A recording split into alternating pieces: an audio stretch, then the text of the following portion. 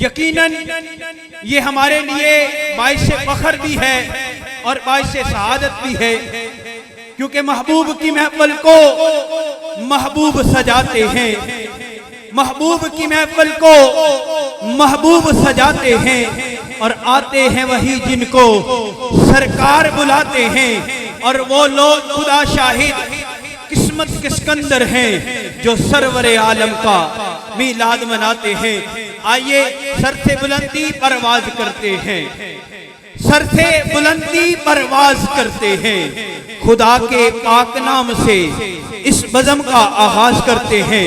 क्योंकि जहां में सारी किताबों में, जहां में सारी किताबों में कुरान चमकता है, जहां में सारी किताबों में कुरान चमकता है, और कुरान में अल्लाह का फरमान चमकता है।